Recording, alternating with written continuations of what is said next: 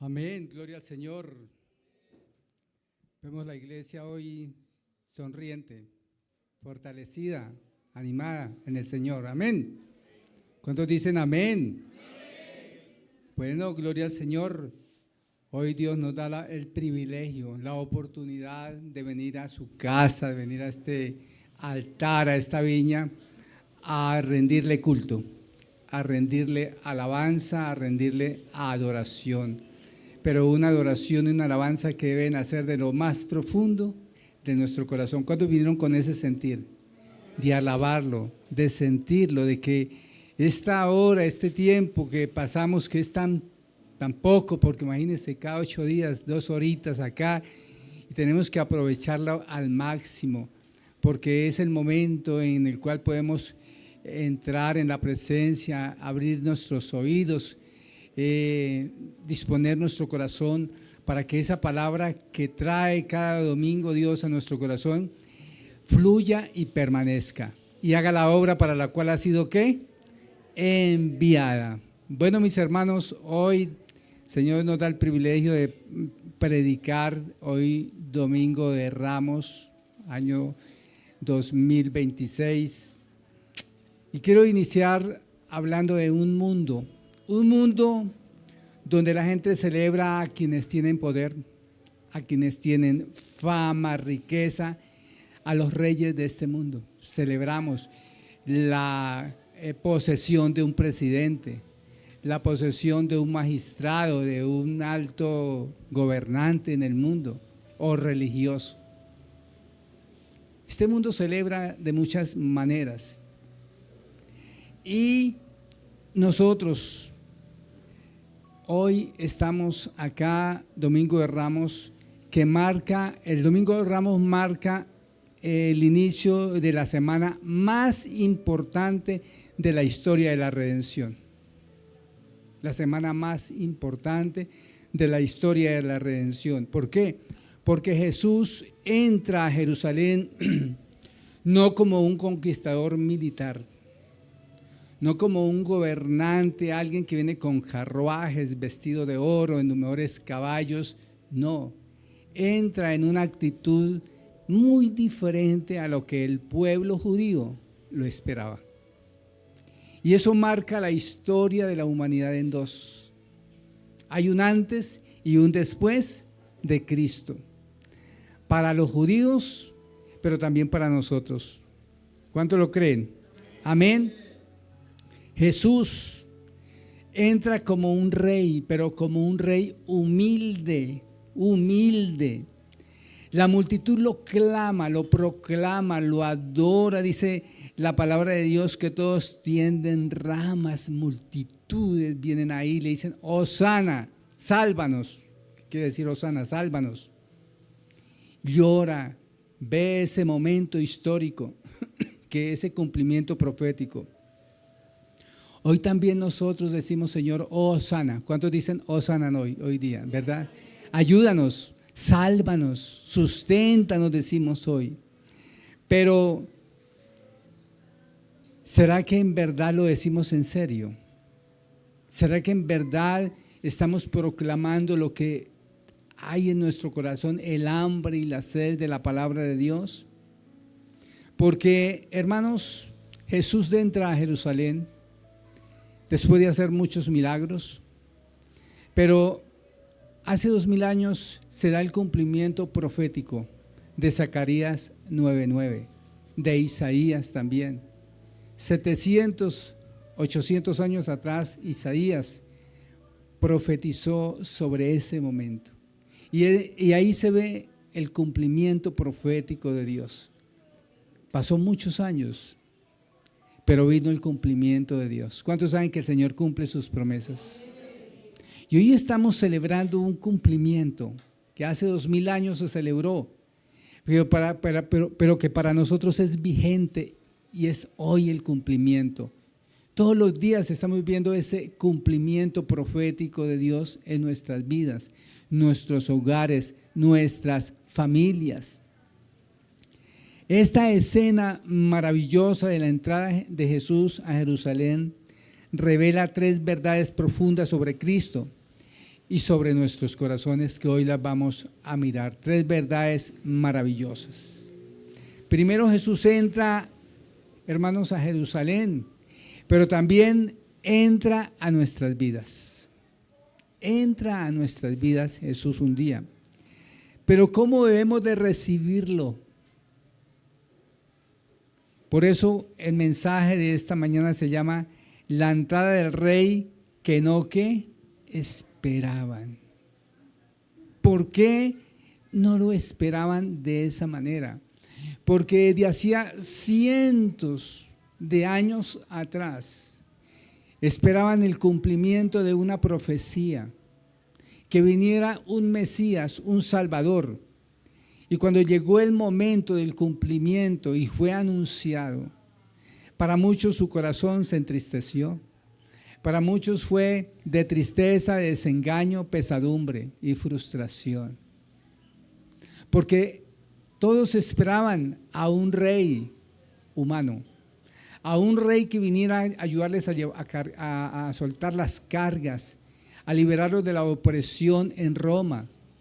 Uno que los liberara de la carga económica, pero no fue así.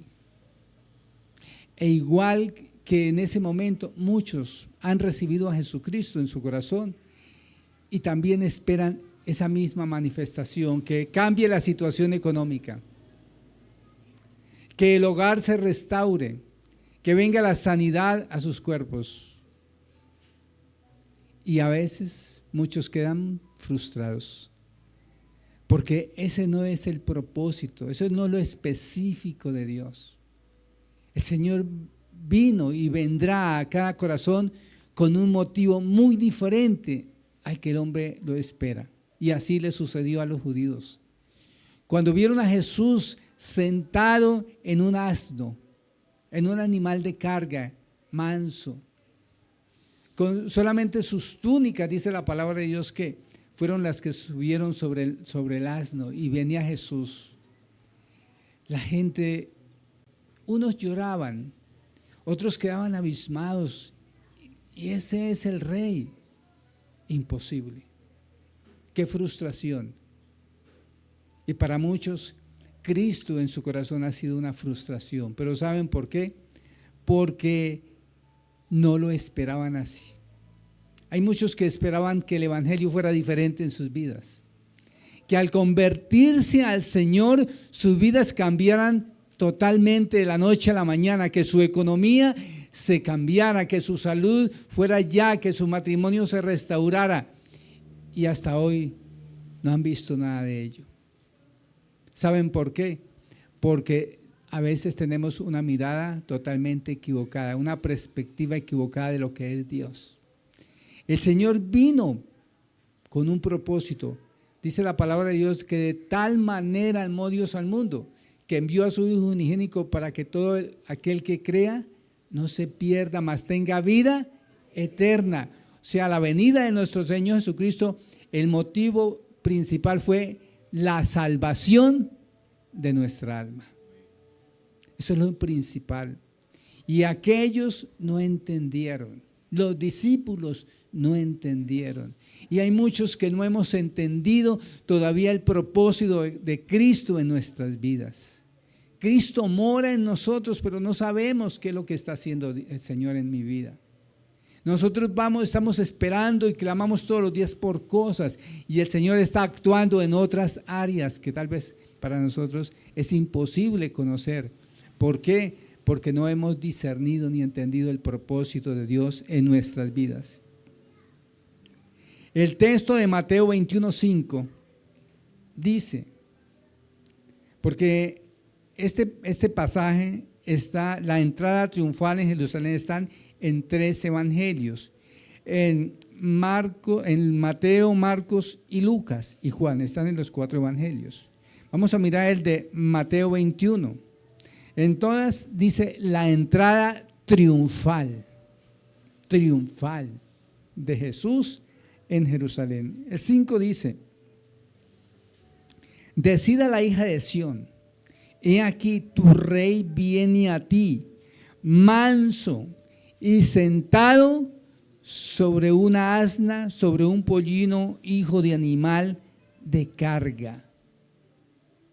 Esto estaba profetizado hacía 700 años atrás, lo dijo Zacarías 9:9. También en Isaías está profetizado. Estaba dicho, vendría. Pero a veces, hermanos, no entendemos, dice la palabra de Dios, porque no entendéis mi lenguaje. Cuando usted y yo recibimos a Jesucristo en nuestro corazón, hermanos, nos presentaron a un Salvador. Nos presentaron a aquel que podría salvarnos de la muerte, librarnos de la condenación, porque las demás cosas vendrían por añadidura. Pero nos quedamos más pensando en la añadidura que en guardarnos para Dios y guardar la salvación. Por eso el Señor hoy quiere recordarnos que esa semana de pasión, donde Jesús expone su vida, lo crucifican, lo torturan, allí en esa cruz, donde siente los dolores más profundos de un ser humano, donde se revela, donde habla con el Padre, donde dice todo es consumado, pero que muere en esa cruz, pero que resucita, porque todos estos hechos fueron profetizados y están escritos en la palabra. Nos deja a nosotros una evidencia tan grande y tan maravillosa de que Cristo vive hoy y que vive en nuestros corazones y que está vigente para nosotros y que esas promesas que Él tiene para nosotros, hoy usted y yo las podemos hacer nuestras propias, apropiarnos de esa promesa maravillosa. No que muchos, cuando se habla de la semana, sí, para mí la Semana Santa son todos los días. Sí, todos los días somos hijos de Dios, todos los días glorificamos. Pero cuando usted mira esta semana, es una semana que marca una historia en el mundo, un antes y un después. Antes de la muerte y resurrección de nuestro Señor Jesucristo, el mundo era otro. Pero muere Jesús, resucita y la humanidad cambia. Todo cambió. Y ese es el cambio que nosotros debemos experimentar. Uno éramos nosotros antes de tener a Dios, a Jesucristo. Pero ahora somos personas ¿qué? Nuevas. Eres un mejor hijo, eres un mejor esposo, eres un mejor empleado. ¿Cuántos son mejores empleados? Somos mejores profesionales. Tú eres mejor ya después, ha cambiado tu vida para bien. Y ese fue el motivo, ese fue el propósito del Señor, venir a cambiar también nuestras vidas. Y ese cambio tiene que verse reflejado en nuestro diario vivir.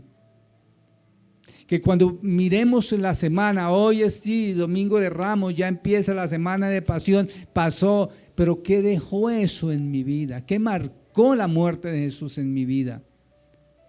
Tiene que haber un antes y un después, porque es reconocer su obra redentora, esa justificación, porque fuimos justificados y salvos también por fe.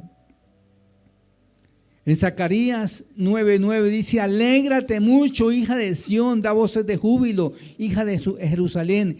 He aquí tu rey vendrá a ti justo y salvador, humilde, cabalgando sobre un asno, sobre un pollino, hijo de ¿qué?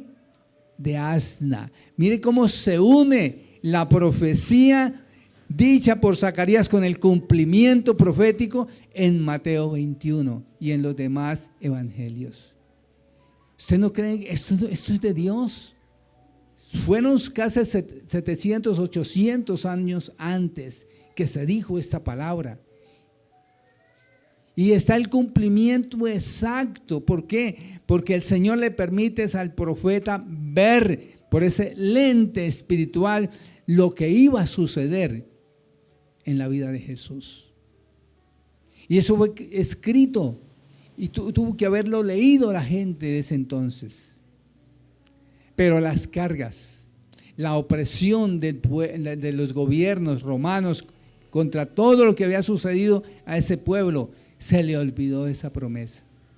Y entonces, sí viene un Salvador, pero libéranos de la carga política, económica. Necesitamos es alguien que nos pague mejores sueldos, como lo que se está pidiendo hoy en día. Hay gente que dice, no, yo voy a cambiar mi voto porque nos van a bajar el sueldo. Yo quiero sueldos altos, yo quiero ganar bastante. Así estamos como en los tiempos de Jesús. Porque la gente mira es eso. Hermanos, pero el Señor mira lo que yo no veo. El Señor mira mi necesidad. El problema de nosotros no es el dinero. El problema tuyo no es la recesión económica, no es que el dólar se subió. Ese no es el problema de nosotros. El problema de nosotros es que no está Cristo en nuestro corazón diariamente. Es que nos hemos alejado de Dios. Es que no lo buscamos con todo nuestro corazón. Y que nos pasa como este pueblo que decían, Hosana. Pero más tardecito, los mismos que decían Hosana, ¿qué decían? Crucifícale, crucifícale. Porque eso es así. Cuando vemos la situación contraria, entonces nos desanimamos, no buscamos a Dios, no venimos a la iglesia, no le glorificamos, no le servimos, porque vivimos así como las olas del mar, de un lugar a otro. Pero eso no es lo que Dios, el Señor, quiere de nosotros como iglesia. Se cumple su palabra con precisión. Jesús entra exactamente como lo profetizó Zacarías siglos antes. Nada en la vida de Cristo fue casualidad. Todo estaba bajo el plan soberano de Dios. Nada de lo que te acontece a ti está fuera de los planos proféticos de Dios. Dios ya lo tiene establecido qué va a pasar en tu vida. Dios ya sabe qué va a pasar en tu matrimonio. La palabra rey en hebreo es melech, implica autoridad legítima, no simbólica. O sea, la palabra rey es a una autoridad que legítima, que estaba por encima de los gobiernos romanos de ese entonces. Una autoridad superior que venía de lo alto del cielo. Y esa era la autoridad que nosotros necesitábamos para poder rendirnos a Él, para poder glorificarle y exaltarlo. Dios, ¿cuántos saben que Dios no improvisa? Dios cumple. Dios no improvisa en la historia. Dios cumple, hermanos. Y eso lo podemos ver en nuestras vidas. Yo lo puedo declarar que Dios no improvisa. No, Dios tiene establecido algo para ti. Y eso va a haber un cumplimiento de lo que tiene para ti. Pero solamente tenemos que no perder la perspectiva de lo que Dios dice y lo que yo tengo que hacer. No salirme del camino, sino seguir adorándole y glorificándole. No dejarse mover por las emociones. Pero eso es lo que Dios tiene para usted y para mí, mi hermano. El rey viene a su pueblo.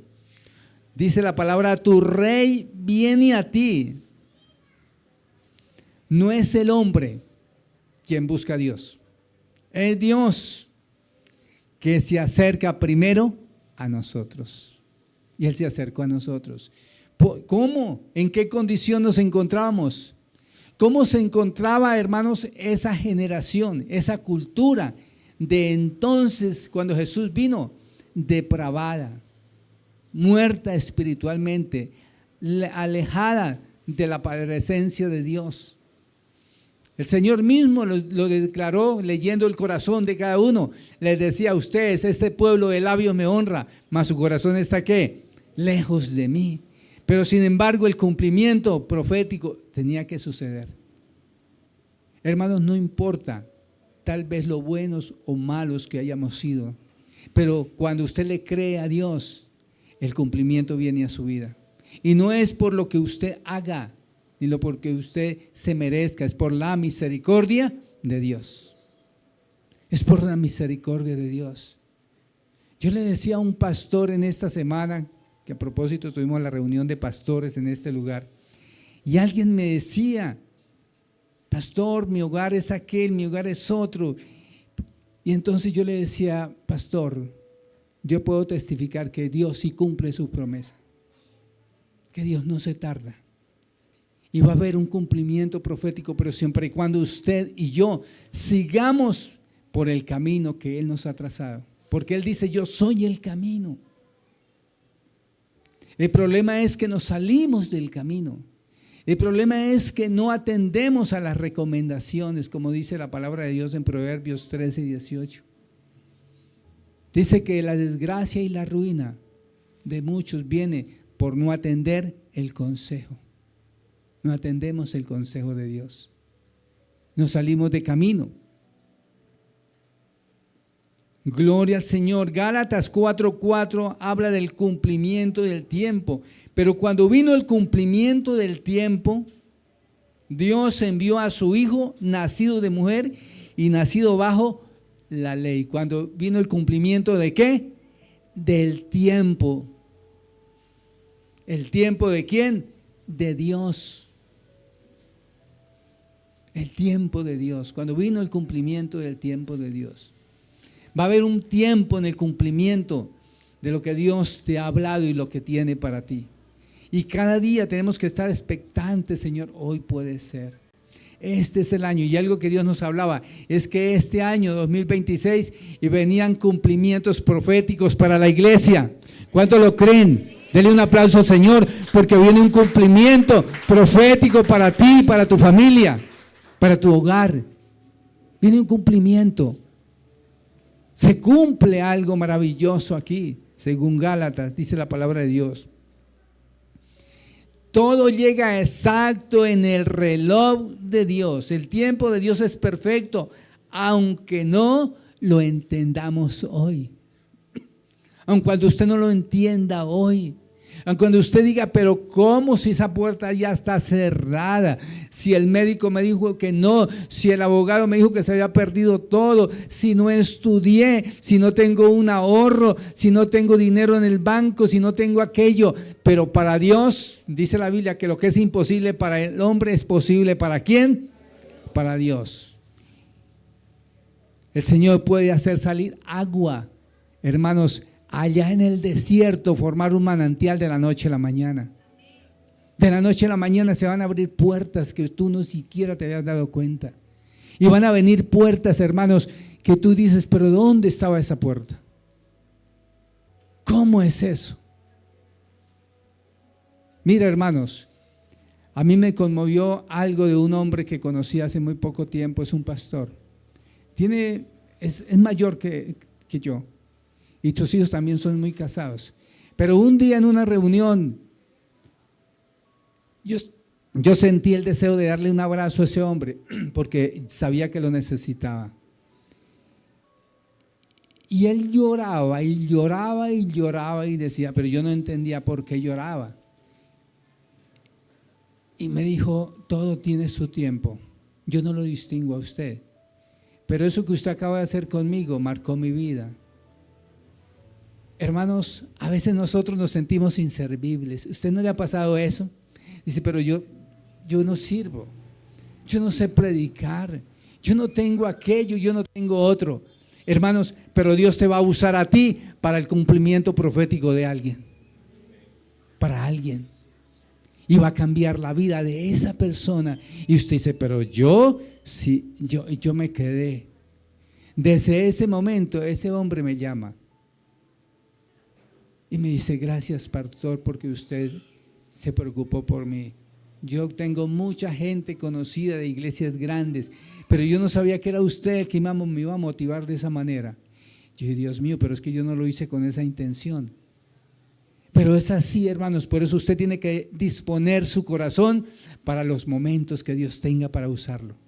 Y Dios te puede usar en la salida aquí, como en tu casa, allá en ese trabajo, esa persona que tú ves tan grande en la empresa, intocable, llena de recursos que nadie se atreve a decir nada. Esa persona está esperando por ti. Está esperando por ti. Que tú te despojes de ¿qué? De orgullo, de prepotencia y de vanidad. y vayas y lo mires a los ojos y le dígale: Cristo te ama. Vengo aquí, Dios me trajo aquí, sí, para laborar, pero con un propósito grande. Y yo no sé si hoy será el último día. Yo no sé si será. En esta semana me acordé de un hombre que le regalé una Biblia el último día, la última empresa que trabajé. Me fui allá a despedirme y le dije: esta es la Biblia. Y en estos días pasaba yo por el lugar, ya está cerrado, se acabó la empresa. Dije: Señor, ¿dónde estará ese hombre con esa Biblia? Pero ¿cuántos saben que la palabra no regresa vacía? Porque tenemos que aprovechar las oportunidades. La entrada de Jesús a Jerusalén, hermanos, fue una oportunidad maravillosa para aquellos que estaban aquí. Qué suceso tan maravilloso para ellos que estaban ahí. Pero vieron a un rey diferente, pero con un poder mayor. Y ustedes saben, hermanos, que el poder de Cristo no destruye, transforma. Transforma las vidas, no destruye. Él no vino para, hermanos, quitarnos, sino para darnos lo que nosotros necesitábamos. La gente, como les decía, esperaba un libertador político. Jesús vino a liberar el pecado, del pecado. No vino a liberar a Roma, vino a liberar del pecado. Dice en Juan 18:36, mi reino no es de ¿dónde? De este mundo. Y eso no lo entendieron ellos. Él va más allá de donde tú miras. Tú miras la montaña y te quedas pegado allí a Las Palmas. Pero Dios mira y ve los pueblos que están allá y nosotros no podemos ver a esto. Nosotros miramos esta pared, pero el Señor no mira solamente la pared, sino todo lo que hay detrás de cada pared. Lo está mirando el Señor. Él lo está mirando. Por eso tenemos que decirle cada día: Señor, háblame. Y un llamado. Yo le decía a Dios: ¿por qué humildad? ¿Por qué entraste sentado en un asno, símbolo de mansedumbre y de humildad?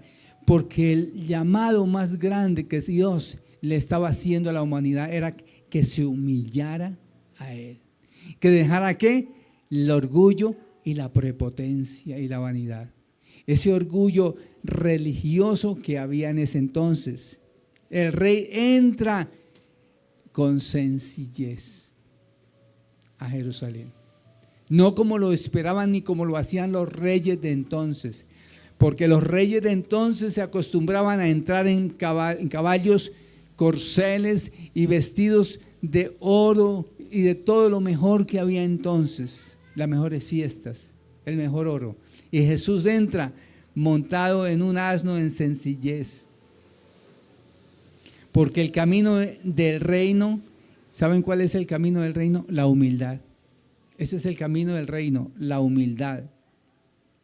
Dice en Filipenses 2, 5, 8, haya pues en vosotros este mismo sentir que hubo en Cristo Jesús, el cual siendo en forma de Dios, no estimó ser igual a Dios como cosa a que aferrarse, sino que se despojó a sí mismo, tomando forma de siervo, hecho semejante a hombres, y estando en la condición de hombre, se humilló a sí mismo, haciéndose obediente hasta la muerte, y muerte de cruz. Eso fue lo que vino el Señor, a que dejemos el orgullo. ¿Sabe por qué no predicamos de la palabra de Dios en la calle? Por orgullo. Porque nos sentimos rebajados, tenemos el orgullo allá, que de pronto nos critiquen, que de pronto nos señalen, que de pronto nos discriminen de una manera que seamos afectados y no hablamos de Dios. Pero eso fue lo que vino el Señor a enseñarnos, porque el más grande se hizo en la cruz, el más pequeño por cada uno de nosotros. El más pequeño. El rey provoca una decisión. Hermanos, cuando viene Cristo a nuestros corazones, hay algo que estremece, hay algo que se transforma y tiene que provocar decisiones. en nuestros corazones. ¿Cuál fue la respuesta del pueblo? Hosana al Hijo de David, sálvanos. Provocó ayuda, sustento, sálvanos. Hosana, esta situación que estamos viviendo, ayúdanos, estamos en bancarrota, estamos bajo un gobierno pagano, ayúdanos. Hosana. Esa fue la expresión del pueblo y muchos lo gritaban, pero más tarde estos mismos que estaban ahí gritaban a una voz más fuerte: crucifícale, crucifícale, crucifícale. Y hay muchos que afuera están diciendo crucifícale, crucifícale, porque lo están rechazando, no lo aceptan. No aceptan a Jesús. El temor, yo le decía a mi esposa, a mí no me interesa mucho que los gobiernos que vengan ahorita, incluyendo el de Colombia, coloquen cargas. Todos los van a colocar impuestos. Todos van a manipular allí a mucha gente. Va a haber corrupción. En todos los gobiernos van a haber corrupción, todo eso. A mí lo que me preocupa es que los gobiernos enemigos de Cristo alejan al ser humano de Dios y de la palabra de Dios. Porque ese es el propósito de Satanás: apartarnos de Dios, enfriarnos hacia Dios. Ese es el problema. Porque el mundo, hermanos, tiene que prepararse para este tiempo. Por eso la palabra de Dios es viva y eficaz. Y aún en medio de esas dificultades, yo miraba países donde la izquierda, donde el comunismo, donde el anticristo ya está allí fluyendo, que para poder ir a un lugar de adoración, tienen que ir a lugares secretos, a sótanos, a poder compartir la palabra. Y cuando llegan allá, no quieren salir, porque afuera no pueden tener la Biblia, porque afuera no pueden decir un amén. Pero cuando están allá se gozan y se alegran de una manera. Y nosotros que hoy tenemos las calles despejadas, nosotros que podemos decir gloria a Dios y no le van a meter a la cárcel, que puede ir a comprar Biblias, a entregarlas, a predicar, y nos decimos no, es que la situación es muy difícil. Ese es el problema, la apostasía espiritual de la iglesia. Una adoración en ese tiempo muy emocional. Claro, venía un rey, venía alguien, el cumplimiento venía emocionalmente, todo el mundo estaba allí. Pero ¿saben cómo era esa adoración emocional? Pero muy superficial. Muy superficial. Nos emocionamos tanto. A veces nos emocionamos tanto escuchando una canción de alabanza. Nos emocionamos tanto escuchando una prédica, escuchando un testimonio, pero no pasa algo de superficial, porque a la media hora se nos olvidó todo. No marcó eso algo en mi vida para yo actuar, para yo caminar, para yo empezar a vivir por fe, ya no por obras. Nos falta eso. Y este pueblo empezó a moverse emocionalmente. Hosana, el Hijo de David. Muchos lo gritaban. Porque entonces, hermanos, es que el emocionalismo, ¿saben qué pasa cuando nos emocionamos? No produce compromiso. El emocionalismo no nos compromete. No produce compromiso el emocionalismo. No basta emociones al corazón, hay que rendir nuestro corazón y nuestras vidas a Dios. Si no hay rendición, hermanos, no hay bendición. Yo tengo que rendirme y decir: Señor, ya no puedo más. Yo sé, Señor, que lucho con mi carne, lucho con mis ideas, lucho con la manera mía, con mi carácter, pero hoy me rindo. Hoy ya no puedo más, Señor, hoy te entrego todo y quiero parecerme a ti. Y el día que usted diga: Señor, yo quiero parecerme a ti, hermano, va usted que dejar muchas cosas, botar muchas cosas que tiene a su alrededor y empezar, hermanos, a discernir y dar prioridades. Y cuando usted empieza a dar prioridades es como cuando usted busca en su casa y dice: hoy le voy a arreglar mi habitación. ¿Cuántos arreglan la casa y le sale un montón de cajas así? ¿Verdad? Le salen chécheres por todo lado y usted dice: pero todo, eche eso a la basura que ya no me sirve. Así nos pasa. Y si usted al otro día vuelve y hace el mismo ejercicio, encuentra que todavía hay más. Es que 2 cajas, echemos todo en una. Y así pasa, así es el proceso con el Señor. Todos los días: Señor, ¿y qué más tengo que dejar para parecerme a ti? Para parecerme a ti, para glorificarte y exaltarte. Una adoración emocional pero superficial. Una ciudad conmovida. ¿Cuántos saben que Jerusalén se conmovió ese día? Estaba conmovida por el acontecimiento. Llegó la noticia allí al palacio del rey y todos los principales sacerdotes, escribas, estaban a todos. Imagínense qué acontecimiento, le están tendiendo ramas. Hosana, la multitud adora, clama, llora, grita, porque entró el rey de los judíos.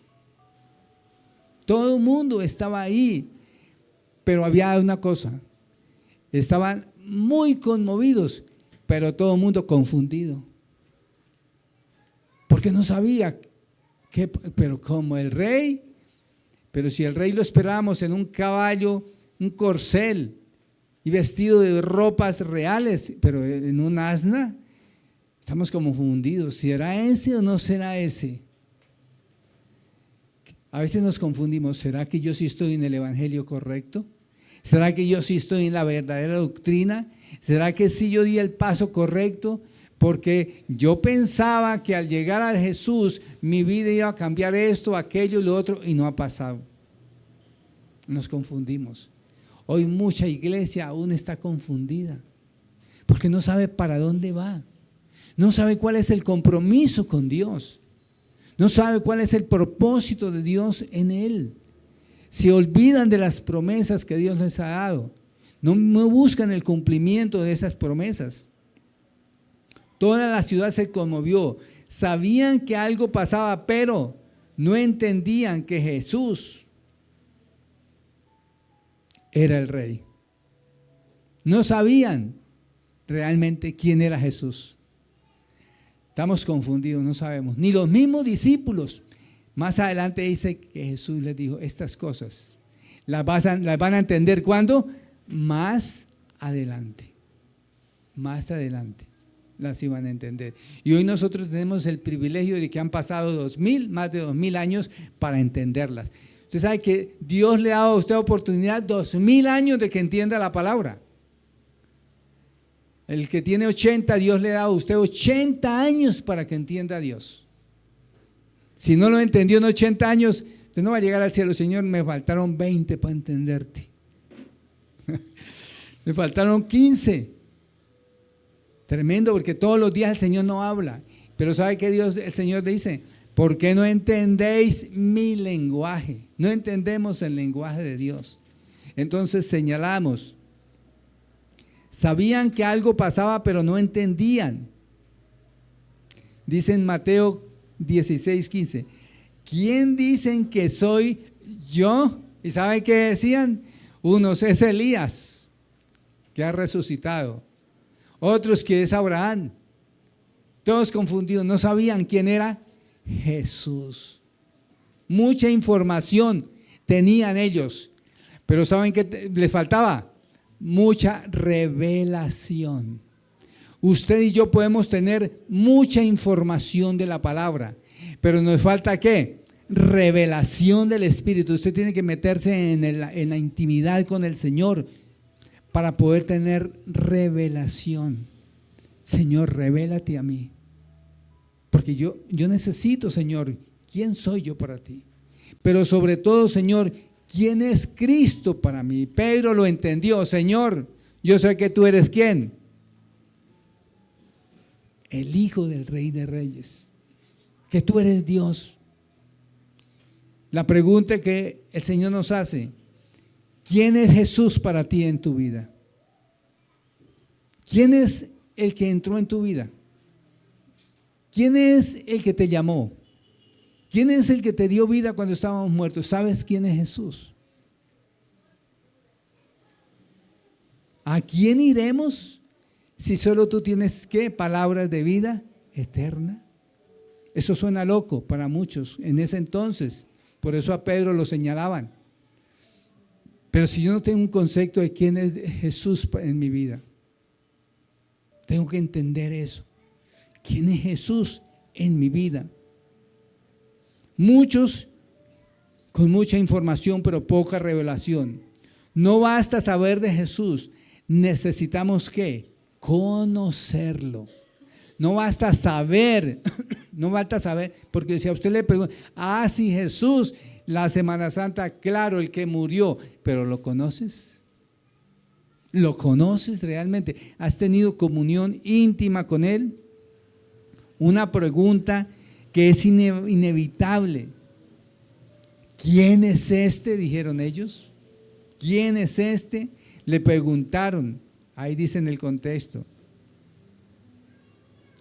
Y Hechos 4:12, y en ningún otro hay salvación, porque no hay otro nombre bajo el cielo dado a los hombres en que podamos ser ¿qué? Por eso necesitamos ir a la palabra de Dios. No hay otro en el cual haya salvación, no hay más. No es el próximo presidente. Hay gente que está esperando que el próximo presidente le cambie la situación. No, ni el del color rojo, ni el de color azul, ni el del verde, ninguno le va a solucionar el problema a usted, a nosotros, ni a la iglesia. El que soluciona los problemas ya nació, ya vino, murió, resucitó y vive, que se llama Cristo. Él es el único, Él vive para siempre. Él está ahí, dispuesto. Venid a mí los que estén trabajados y cargados, y yo os haré ¿qué? Descansar. Hermanos, porque mi eternidad, escucha hermanos, mi eternidad, tu eternidad depende de la respuesta que usted tengas a eso. ¿Quién es Cristo en tu vida? Tu eternidad. ¿Es tu Salvador? ¿Es el que perdonó tus pecados? Tu eternidad depende de ti mismo, de tu respuesta. ¿Quién es Cristo en mi vida? ¿Quién es Él para mí? Este rey que entró a Jerusalén no venía a recibir una corona terrenal, sino una cruz de madera. Por eso allí le colocaron una cruz, una corona de espinas, símbolo de realeza, pero era en burla. Y él lo que recibió fue una cruz de madera. Por eso el Señor dice: en el mundo tendréis ¿qué? Aflicciones, pero confiad, yo he vencido al mundo.